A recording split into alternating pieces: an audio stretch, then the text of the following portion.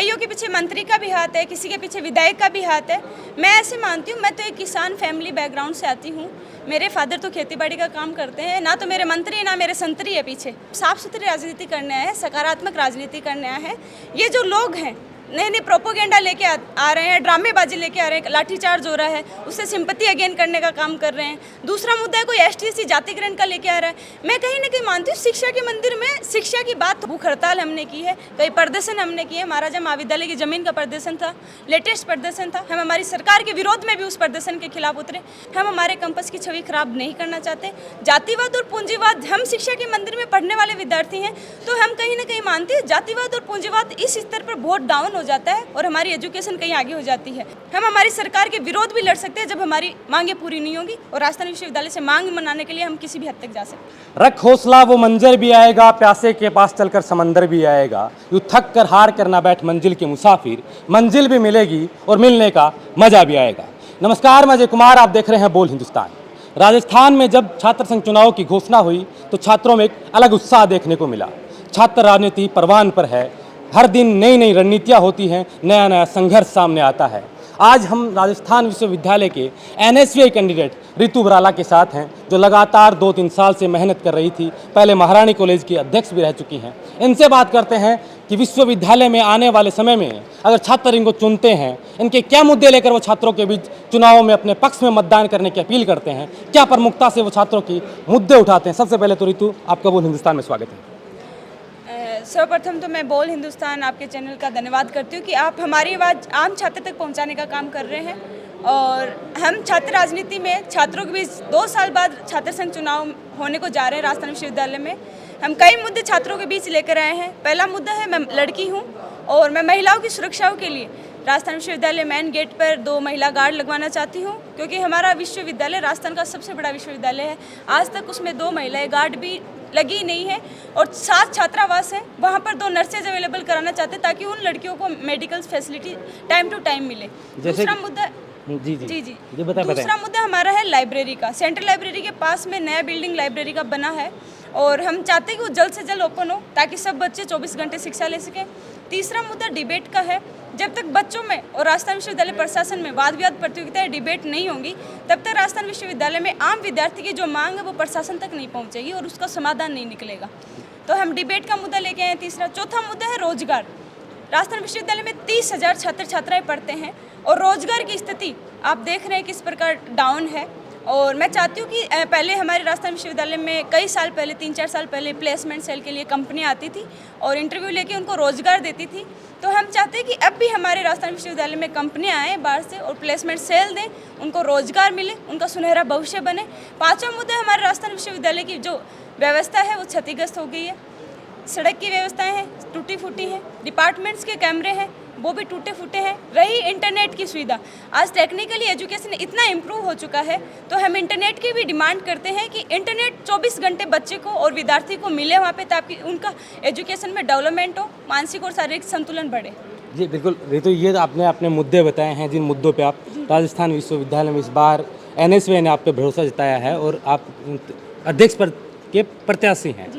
लेकिन हम सबसे पहले बात करें, जब एनएसवीआई की टिकट का दौर था, लोग टिकट की मांग कर रहे थे, अलग अलग छात्र जो वर्षों से संघर्ष कर रहे थे, कोई कितना संघर्ष था, आपको एनएसवीआई ने भरोसा किया, जो सबसे बड़ा छात्र संगठन बताया जाता है राजस्थान का, उसने आप पर भरोसा किया, जताया।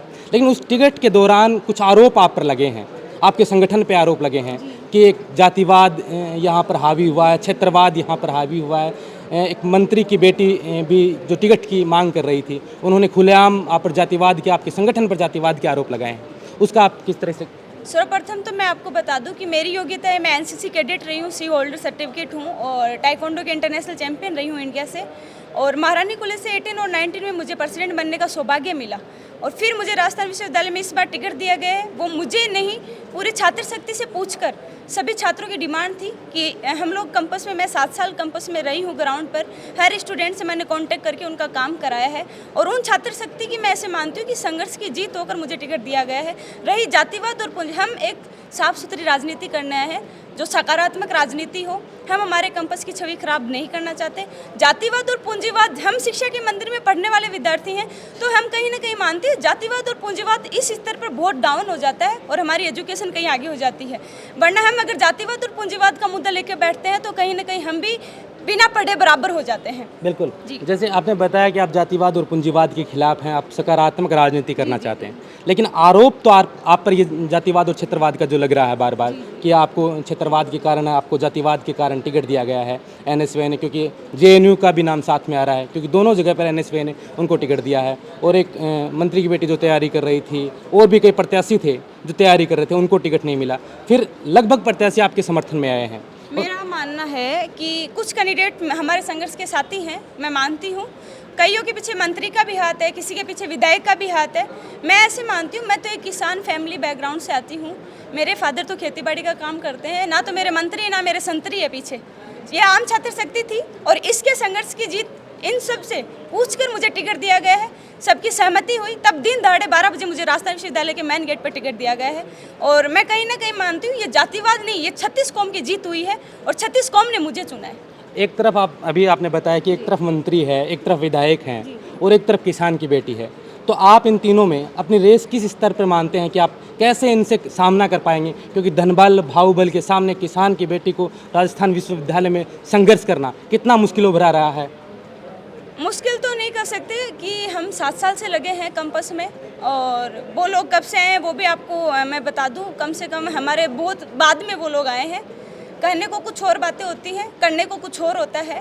और रही बात हम लोग क्यों कैंपस में आए हैं और क्या क्या काम किए हैं, उसके तहत मुझे ऐसा लगता है उनकी मेहनत कहीं ना कहीं मेरी मेहनत उनसे ज़्यादा दूनी है, और उस दुगुनी मेहनत के कारण आज हम प्रयास कर रहे हैं, अच्छी राजनीति कर रहे हैं और अच्छी रणनीति बनाकर हमारा एनएसयूआई पैनल पूरा निकालने का प्रयास कर रहे हैं हम लोग। जैसे कि कल छात्रों पे लाठीचार्ज हुआ था नामांकन के दौरान, एक छात्र नेता जो आपके प्रतिद्वंदी हैं उनको गिरफ्तार भी किया गया। जिनसे हमने बात की तो उन्होंने आरोप लगाए हैं एनएसयूआई संगठन पर कि एनएसयूआई संगठन के कुछ लोग पदाधिकारी ये सब करवाने में उनका हाथ है, तो आप इस बात को कैसे लेते हैं? जैसा कि मैं आपको बता दूं, मैंने आपको पहले भी कहा है कि हम साफ सुथरी राजनीति करने आए हैं, सकारात्मक राजनीति करने आए हैं। ये जो लोग हैं नए नए प्रोपोगेंडा लेके आ रहे हैं, ड्रामेबाजी लेके आ रहे हैं, लाठीचार्ज हो रहा है, उससे सिंपैथी अगेन करने का काम कर रहे हैं। दूसरा मुद्दा है कोई एसटी जातिकरण का लेके आ रहा है। मैं कहीं ना कहीं मानती हूँ शिक्षा के मंदिर में शिक्षा की बात हो, छात्र हित की बात की जाए। वहाँ पे छात्रों के बीच में आपने क्या मुद्दे किए हैं, क्या छात्रों के लिए लड़ाई की है आपने, मैं कहीं ना कहीं मैं यही मानती हूँ कि छात्रों का संघर्ष देखना चाहिए। आप ये सब मुद्दे साइड में हटा के राजस्थान विश्वविद्यालय की राजनीति को सही और सकारात्मक तरीके से मैं देखती हूँ, और सही तरीके से हम हमारे राजस्थान विश्वविद्यालय की राजनीति करना चाहते हैं। अभी आप कैंपस में जब छात्रों से मिल रहे हैं, स्टूडेंट से मिल रहे हैं, कैसा माहौल लगा? कैंपेनिंग आपका कैसा चल रहा है? कैसा सपोर्ट मिल रहा है आपको? मुझे जब हम कैंपेन करने जाते हैं, हमारे कई साथी हैं जो हमारा साथ दे रहे हैं और आगे से आके बोलते हैं कि दीदी हम भी आपके साथ हैं। और मैं ऐसा मानती हूँ राजस्थान विश्वविद्यालय में चुनाव होता है वो हमारे सभी छात्र छात्राओं के लिए एक त्यौहार माना जाता है, क्योंकि एक सेलिब्रेशन का टाइम है और हर कैंपस में चुनाव होता है। और इस बार तो बहुत अच्छा सेलिब्रेशन है। 2 साल बाद भी हम सब लोगों को कैंडिडेट जितने भी हैं छात्र प्रतिनिधि, उनको 2 साल बाद मौका मिल रहा है, तो दुगुना जोश और उत्साह उनमें है। बिल्कुल। अभी आपने बताया कि आप कैंपस में आपकी ये कैंपेनिंग करने का तरीका है, लेकिन जब अगर यहाँ हज़ारों की तादाद में छात्र हैं जो 26 तारीख को मतदान करेंगे और उस पेटी के अंदर कैद होगा कि 1 साल का भविष्य वो अपना किस प्रतिनिधि को सौंपते हैं, अगर वो आपको मौका देते हैं, ऋतु बराला को मौका देते हैं वो छात्र, तो सबसे प्राथमिकता में कौन सी मांग होगी जो आप यूनिवर्सिटी के अध्यक्ष बनते हैं आप उस प्राथमिकता से प्रयास करेंगे लागू करने का? सबसे प्राथमिकता में मेरी मांग महिला सुरक्षा की होगी। मैंने आपको पहले भी बताया है, कई मांगे हैं जो मैं आपको प्राथमिकता में कौन सी होगी? प्राथमिकता में महिलाओं की सुरक्षा की होगी। अभी जैसे कि सोशल मीडिया पे चल रहा है कि हमारी पार्टी का नारा भी रहा है कि लड़की हूँ लड़ सकती हूँ, और कहीं ना कहीं मैं मानती हूँ कि राजस्थान विश्वविद्यालय में महिला सुरक्षा होना बहुत ज़रूरी है। हमारी बहनों की और महिलाओं की सुरक्षा करना हमारी जिम्मेदारी बनती है, और मैं एक लड़की कैंडिडेट हूँ तो सर्वप्रथम मैं उसी को फर्स्ट प्रायोरिटी दूंगी। अभी जैसे देखिए तो राजस्थान विश्वविद्यालय के इलेक्शन हो या फिर यूनिवर्सिटी के इलेक्शन हो या मेन स्ट्रीम की जो राजनीति होती है वहाँ के इलेक्शन हो, महिलाओं को कम तवज्जो दी जाती है। आप महारानी कॉलेज के अध्यक्ष हैं, अब की बार आपको एनएसयूआई ने मौका दिया है, तो इसको आप किस तरीके से देखते हैं कि ये मजबूती के साथ आप लड़ रहे हैं या फिर कोई? एनएसयूआई ने 10 साल बाद एक लड़की को टिकट दिया है, और आज तक राजस्थान विश्वविद्यालय में 2 महिला प्रेसिडेंट रही हैं, और इसी कारण मैं आपको बार बार कह रही हूँ कि महिलाओं को बढ़ाने का और महिलाओं को सुरक्षा का मुद्दा हम लेके आएंगे सर्वप्रथम, और उस पे ही हम सबसे पहले काम करना स्टार्ट करेंगे ताकि महिलाएं आगे बढ़े और ये जो स्थिति है इसमें हम सुधार करें। जैसे कि अपन देखें तो संगठनों में गुटबाजी होती है, एनएसयूआई में भी कहीं ना कहीं गुटबाजी हो, तो क्या आपको लगता है कि जो एनएसयूआई में जो गुटबाजी है उसका आपको परिणाम आपको चुनाव में भुगतना पड़ेगा, या फिर एनएसयूआई संगठन पूर्णतः आपके साथ लगा हुआ है? एनएसयूआई संगठन हम एक घर और परिवार के सदस्य हैं सब, और एनएसयूआई संगठन हमारा परिवार है। परिवार में थोड़ा ऊंच नीच चलता रहता है, आप भी जानते हैं, लेकिन कहीं ना कहीं हम मानते हैं सारे एनएसयूआई संगठन एक साथ है। नहीं, क्योंकि देखें तो एक तरफ मंत्री हैं वो भी कांग्रेस से हैं, एक तरफ विधायक जिसका नाम बता रहे हैं वो भी कांग्रेस से हैं, आप भी मैं मानती हूँ कि वो भी हमारे संघर्ष के साथी हैं, वो भी प्रयास कर रहे हैं अपना भविष्य सुधारने के उस स्थिति में आप अपने आप को कहाँ मजबूत मानते हैं?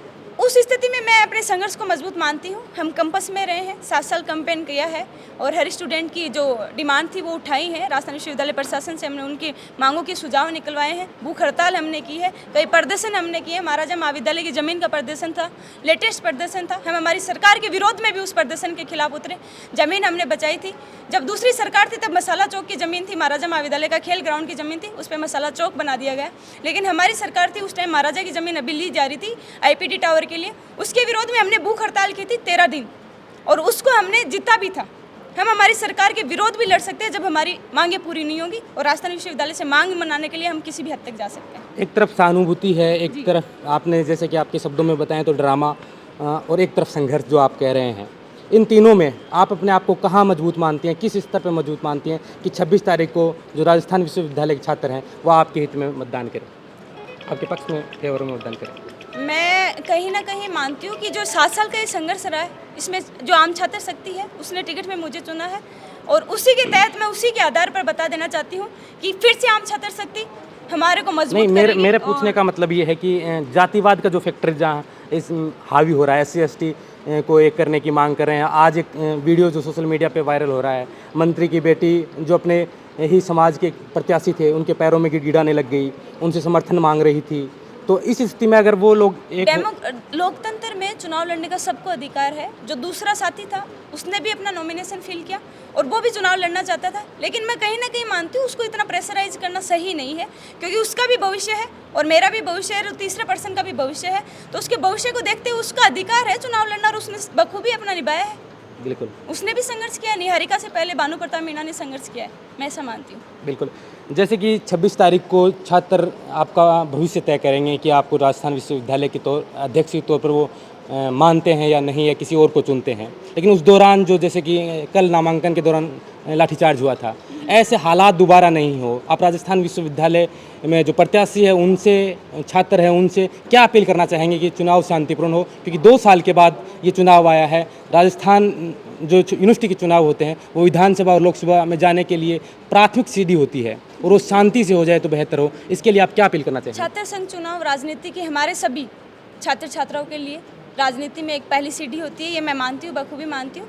लेकिन आप बता रहे हैं कि लाठीचार्ज की व्यवस्थाएं, अगर राजस्थान विश्वविद्यालय में हम लोग सभी छात्र छात्राएं और छात्र प्रतिनिधि हैं एक सकारात्मक सोच के साथ, अच्छी राजनीति के साथ विचार करके नहीं चलेंगे तो मैं खूबी मानती हूँ ऐसी जो घटनाएं घट रही हैं, ये कहीं ना कहीं जो ड्रामेबाजी की जा रही है, ये एक प्रोपोगेंडा हो सकता है। दूसरे कैंडिडेटों पक्ष विपक्ष पर ये खेला जा सकता है, और कहीं ना कहीं दूसरों का राजनीतिक भविष्य इसमें खतरे में डाला जा सकता है। आप अपील क्या करना चाहेंगे? मैं अपील करना चाहूँगी सभी छात्र प्रतिनिधियों से कि साफ सुथरी राजनीति करें, सकारात्मक सोच रखें, और राजस्थान विश्वविद्यालय की जो छवि है उसको बनाने का प्रयास करें और अच्छी छवि बनाएं। बिल्कुल, आपने समय दिया बोल हिंदुस्तान के लिए, उसके लिए आपको तहे दिल से शुक्रिया। और आप जो संघर्ष कर रहे हैं, हम उम्मीद करते हैं बोल हिंदुस्तान की टीम की तरफ से आपको शुभकामनाएं, अग्रिम शुभकामनाएं कि जो आपने अपना संघर्ष किया उसका परिणाम 26 तारीख को वो लोग आपको मत देकर करें।